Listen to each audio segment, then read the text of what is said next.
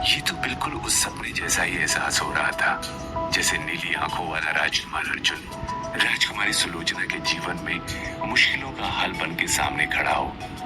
राजकुमार को देखकर सुलोचना हक्का बक्का रह जाती है। उसकी वेशभूषा भी यहाँ के लोगों की तरह ही है, खाकी पतलून पर सफेद शर्ट। वो सीधे उसके नजदीक आता है। सुलोचना अभी भी विश्वास नहीं कर पा रही थी कि वो सपना ही है या सच में हो रहा है। राजकुमार अर्जुन इस प्रश्न का उत्तर भी देता है, खाना अच्छा नहीं है तो छोड़ दे, निकलने की जरूरत नहीं है। अचानक उसे एहसास होता है कि वो मुंह में निवाला भर के भूल गई है। सुलोचना जल्दी से खा के कहती है, आपने हमें कैसे ढूंढ लिया और कहाँ जाएगी तो? सुलोचना अभी भी उसे हैरानी से देख रही थी। अरे मतलब ना हाय ना हेलो, इतने साल बाद आया हूँ, गले तो मिल ले। इससे पहले कि सुलोचना कुछ कहे वो झपक कर उसे गले लगा लेता है। सुलोचना हिचकिचा के थोड़ा सा ठिठक जाती है। अर्जुन का ऐसा रूप और बर्ताव उसने कभी नहीं सोचा था। वो समझ नहीं पा रही थी कि कैसी प्रतिक्रिया दे। राजकुमारी के इस प्रकार ठिठकने से अर्जुन को भी शंका सी हुई, तू मुझे पहचान नहीं रही या नाराजगी जता रही है। सुलोचना को समझ नहीं आता है क्या कहे, इसलिए वो बस चुपचाप अर्जुन का मुंह ताकती रहती है। मुझे लगा ही था, कोई ना, मैं इसके लिए भी तैयार हूँ। हेलो, मैं सिर्फ अमर यादव, सामने वाली रीगल स्वीट्स का इकलौता वारिस और मोहतरमा का इकलौता दोस्त। सुलोचना और भी उलझ जाती है। मन ही मन सोचती है, राजकुमार अर्जुन स्वयं को अमर के नाम से क्यों पुकार रहे हैं? क्या ये सच में शहनाज का मित्र है, राजकुमार नहीं? और अगर नहीं है तो उसमें ऐसा क्यों लगा? अमर अब उसकी खामोशी से अटपटा रहा था। अरे यार, माफ कर देना, जान के तुझसे बात नहीं की। देख, तेरे खड़ूस अब्बू की वजह से बात मैं करता और डांट तुझे पड़ती तो कितना भी छुपा ले। जानता हूँ वो तेरे साथ कितने सख्त रहे हैं। सुलोचना अर्जुन की आंखों में सच तलाशने की कोशिश करती है और फिर स्तब्ध उसके चेहरे को निहारती रहती है। एक अजीब सी चमक है उसकी आंखों में, एक आकर्षण है उसके चेहरे में, उस मोहल्ले के लोगों से अलग। सुलोचना को एहसास होता है कि वो बहुत समय से उसके चेहरे को एकटक देखे जा रही है। वो झेप के अपनी आंखों को झुका लेती है और चुप्पी तोड़ती है। लिखने में भी हाथ दर्द होता है क्या? अमर मुस्कुरा देता है और उसे छोड़ते हुए कहता है, हाय हाय मेरी मिर्ची, जुबान की तेजी बरकरार है तेरी। वो लाड में उसका गाल खींचता है और सुलोचना फिर एक बार झिझक जाती है। उसने कभी किसी पुरुष के साथ इतने समीप रहकर इस प्रकार की बातें नहीं की थी, नर्क में भी नहीं। और जब वो एक राजकुमारी थी तब तो किसी में इतना साहस ही नहीं था कि उससे 10 कदम की दूरी तय कर सके। अमर को उसके झिझकने का कोई असर नहीं हो रहा था। उसे लग रहा था कि सुलोचना उसकी बचपन की दोस्त शहनाज है जो उसे नाराज है और थोड़े नखरे दिखा रही है। तेरा मोबाइल तो छीन लिया था ना तेरे सड़े टिंडे जैसे भाई ने, मैसेज किसे करता? दाने कस ले तो पहले, मिलियो मत मुझसे ढंग से। कैसी फालतू शक्ल बना रखी है। 10 साल बाद आया हूँ यार, एक बार मुस्कुरा तो सही। सुलोचना एक छोटी मुस्कान के साथ कहती है, यही रुके, हम फूल तोड़ के लाते हैं आपके स्वागत के लिए। अमर बड़ी ही बेपरवाही से कहता है, लंदन में ये वाली मिर्ची काफी मिस की मैंने। सुलोचना हिचकिचाते हुए पूछती है, आप सच में इतने साल लंदन में थे? मतलब? सुलोचना को लगा कि प्रश्न कुछ अन्य प्रकार से पूछना पड़ेगा। मतलब इतने साल वहां किया क्या? कहने को बोरिंग पढ़ाई, पर तुझे भी पता है मुझे अचानक मासी के पास रहने क्यों भेजा गया था। सुलोचना की भौं एक सवाल की तरह तन जाती है और अब तक की बात उसे लगता है कि वजह वो थी, यानी कि शहनाज। मेरी वजह से? उसके शब्द सवाल का रूप ले निकले थे। अमर हामी भरता है, हमारी दोस्ती सिर्फ तेरे अब्बू को ही नहीं खटकती थी, उन्हें डर था कि बात कहीं और न निकल जाए। उन्हें क्या पता कि तू मेरी गर्लफ्रेंड नहीं बॉडीगार्ड थी। वैसे अब मुझे बॉडीगार्ड की जरूरत नहीं है। डोले देख रही है? अमर अपनी बाजुओं पे हाथ फेरता है और शरारती अंदाज में सुलोचना की ओर देख के आंखें मारता है। सुलोचना शर्मा के नजर झुका लेती है, फिर बात बदल देती है। वैसे अब्बू अब यहाँ नहीं है, सुना मैंने, पापा ने बताया था। तू भी यहाँ नहीं थी। वो जानना चाह रहा था कि शहनाज कहाँ गायब थी। मोहसिन को तो सुलोचना ने टेढ़ा जवाब देकर टाल दिया था, लेकिन अमर से क्या कहे, केवल सर हिला के हामी भर देती है। अमर समझ जाता है कि शहनाज उसके सवाल का जवाब नहीं देना चाह रही है और वो भी उससे मजबूर नहीं करना चाहता, लेकिन उसकी चिंता भी थी। अमर मजाक छोड़ पूरी गंभीरता से पूछता है, तू ठीक तो है ना? सुलोचना सर हिलाती है और उदासी भरी मुस्कान के साथ कहती है, नर्क में जितना ठीक हो सकती है उतना ठीक थी। अमर सहानुभूति के साथ उसका हाथ थामता है। इस बार सुलोचना पूरी कोशिश करती है कि हाथ पीछे ना खींचे, क्योंकि शायद शहनाज ऐसा नहीं करेगी। अपनी हिचकिचाहट मिटाने के लिए सुलोचना बात बदल देती है, तो फिर कब तक है आप यहाँ? अमर खुद ही 2 कदम पीछे हट जाता है, हैरानी से। तू अब भी मुझसे नाराज है क्या? सॉरी बुलवा के ही रहेगी ना? ओके। अमर कान पकड़कर उठक बैठक शुरू कर देता है। आई एम सॉरी, आज के बाद कभी भी हमारी बातें नहीं रुकेंगी। सुलोचना झेप कर उसे रोकती है। अरे ये आप क्या कर रहे हैं? ये आप क्या लगा रखा है? ठीक से बात करना। अब सुलोचना को एहसास हुआ कि उसे शहनाज के रूप के साथ उसकी बोली भाषा को भी अपनाना पड़ेगा। सुलोचना हिचकिचाते हुए कहती है, तू पहले अपने ड्रामे बंद कर। अमर मुस्कुरा देता है, ये बात। अच्छा सुन, बाद में फुर्सत से मिलता हूँ तुझे। अरे एक गुड न्यूज देनी थी और वो भी भूल गया। बगल की फोटोकॉपी की दुकान है ना, पापा ने खरीद दी है। वहाँ बेकरी खोलने जा रहे हैं हम, उसी का काम चल रहा है। सुलोचना को ये तो पता नहीं था कि बेकरी क्या होती है, लेकिन इतना समझ आ गया कि अमर अपना काम शुरू करने वाला है। अरे वाह, मुबारक। Thank you. सो इसका मतलब कि अब से मैं सारे दिन तेरी नजरों के ठीक सामने रहूंगा। हमेशा अमर ने जिस तरह से उसकी आंखों में आंखें डालकर पूरी शिद्दत के साथ सीधी सादी सी बात कही, 2 पल को सुलोचना की सांस ही अटक गई। वो निशब्द उसे देखती रह गई। अमर ये बोलकर निकल जाता है कि वो उसे अब अगले दिन ही मिल पाएगा। सुलोचना के मन में केवल प्रश्न ही रह जाते हैं। एक तो ये कि अमर राजकुमार अर्जुन है या नहीं, और अगर है तो बताया क्यों नहीं। दूसरा कि शहनाज और अमर की क्या कहानी है। इससे पहले कि वो अपने सवालों की झड़ियां राजवैद कालीचरण के सामने लगाए, तभी कुछ ग्राहक आकर उसका ध्यान भटका देते हैं। सूरज कब ढल गया उसे पता ही नहीं चला। सुलोचना को अपनी इस छोटी सी दुकान पर काम करना भा रहा था। फूल पौधे, हरियाली, खुशबू, ये सब उसे हमेशा से पसंद थे। अपने राजमहल में भी वो अक्सर जानकारियां हासिल करती रहती थी। क्योंकि किसी माली को उससे बात करने की आज्ञा नहीं थी, वो अपनी सेविकाओं के द्वारा अपने प्रश्न और उनके उत्तर प्राप्त करती थी।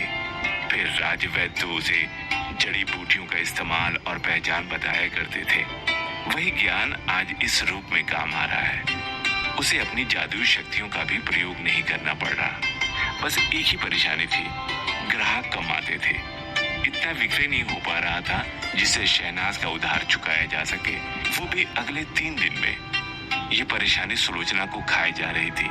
जब ये बात वो मैंड्रे के पौधे के द्वारा कालीचरण से कहती है, तो वो उसे एक अलग ही ज्ञान देते हैं। राजकुमारी, शहनाज की परेशानियां गंभीर मामला है, किंतु आप संभल के रहें। आपकी भी मुसीबतें कम नहीं हैं। शहनाज की परेशानियां हमारी भी हैं। जो मुसीबत उस पर आएगी वो हमें ही तो झेलनी होगी। सत्य है, पर आप इस जीवन में इतना व्यस्त ना हो जाना कि अपने लक्ष्य से ध्यान हट जाए। सुलोचना को बात चुप जाती है। आप ऐसा सोच भी कैसे सकते हैं गुरुजी? हमारा लक्ष्य हमारे लिए ना जीवन भूल जाएंगे। आप बुरा ना माने राजकुमारी, हमारा कहने का अर्थ वो नहीं था। हम बस ये कह रहे थे कि आपको ये लड़ाई लड़नी है।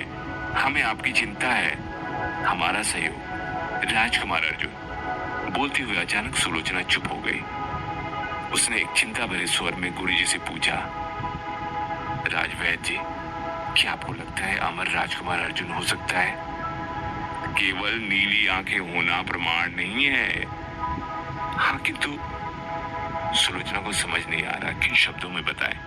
किंतु क्या राजकुमारी, आपको क्या लगता है? हम दुविधा में हैं। केवल नीली आंखें नहीं, एक अजीब सा एहसास है जो हम बता नहीं पा रहे हैं। कुछ संयोग की बात है, जैसा कि हमने आज सुबह के स्वप्न में राजकुमार को देखा था और पूरे दिन यही सोच रहे थे कि उन्हें कैसे खोजे। आपने ये नहीं बताया था कि स्वप्न में राजकुमार भी थे। फिर तो आपको पता ही होगा कि वो कैसे दिखते हैं। तो असमंजस कैसा? सुलोचना राजवैद को पूरा स्वप्न विस्तार में बताती हैं और राजवैद सोच में पड़ जाते हैं। राजकुमारी भोर के स्वप्न प्रायः सच हो जाते हैं। आपका स्वप्न आने वाले जीवन का अंदेशा है। राजकुमार अर्जुन आपसे जल्द ही मिलेंगे। यदि अमर वो नहीं है तो आपकी दुविधा हम समझ सकते हैं। यदि वो राजकुमार हैं तो अमर होने का बहाना क्यों? उनकी शक्तियां तो हमसे अधिक बलवान होंगी ना। उन्हें तो हमारी पहचान हो जानी चाहिए थी।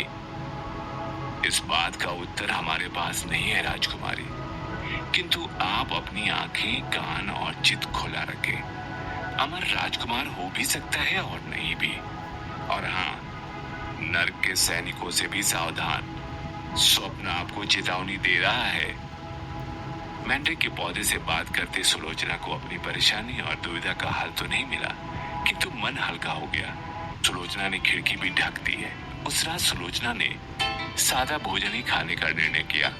शहनाज के रूप में उसे उसकी जीवन शैली जीनी होगी। उसकी बोली, पहनावा, खान पान सब अपनाना होगा। अब से वो केवल अकेले में मैंड्रिक के पौधे के साथ राजकुमारी सुलोचना होगी। हालांकि राजकुमार अर्जुन सुलोचना को पहचानने में देर नहीं करेंगे, पर अभी तक वो सुलोचना को मिले भी कहाँ थे। पर ये निश्चित नहीं है कि अमर ही राजकुमार है। फिर भी सुलोचना उसे अपने विचारों से क्यों नहीं निकाल पा रही? बार बार उसका प्रज्वलित चेहरा सुलोचना के समक्ष आ जाता है। ऐसा प्रतीत होता है जैसे उसकी नीली आंखें सुलोचना की आंखों में गहराई तक झांक रही हो। सुलोचना को एक अजीब सा किंतु सशक्त खिंचाव महसूस हो रहा था। या तो ये सुलोचना और राजकुमार की शक्तियों का खेल है, या फिर शहनाज और अमर के रिश्ते की छुपी हुई कहानी। सच्चाई जानने के लिए सुलोचना को अभी संयम रखकर प्रतीक्षा करनी होगी।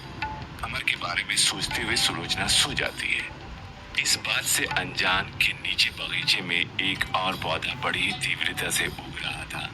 गहरे हरे रंग के इस पौधे की डालें चारों तरफ आग की तरह फैलने लगती है। देखते ही देखते वो पौधा बढ़ते हुए अपने हिस्से की पूरी दीवार पर जाल की भांति फैल जाता है।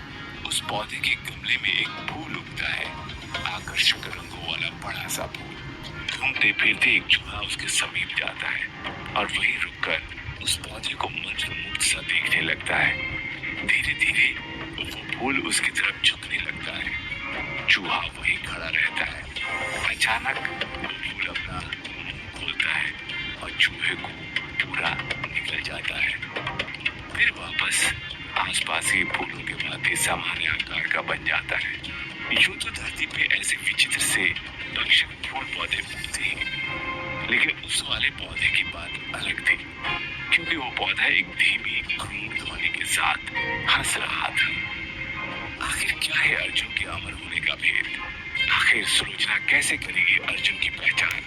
जानने के लिए आप सुन रहती है, लेकिन सुस्ती नहीं जाती। आंखें नीचे वो सीढ़ी के नीचे उतरकर सीधे गुसलखाने चले जाती है।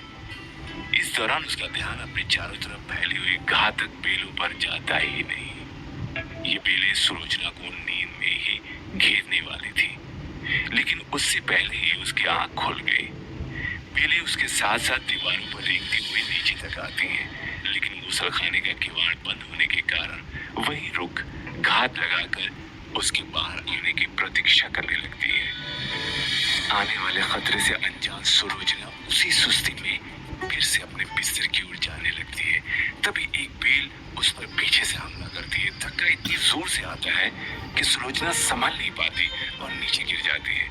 वो तुरंत पलट कर देखती है कि वहां किसने किया। गहरे हरे रंग की बेल तेजी से उसकी तरफ बढ़ती आ रही थी। सुलोचना डर के पीछे खिसकने लगती है और दीवार से जाकर सट जाती है। अचानक दीवार पर लगी बेली उसे जकड़ लेती है। सुलोचना पूरी दम लगाकर उस बेल की पकड़ को खोलकर वहां से निकल भागती है।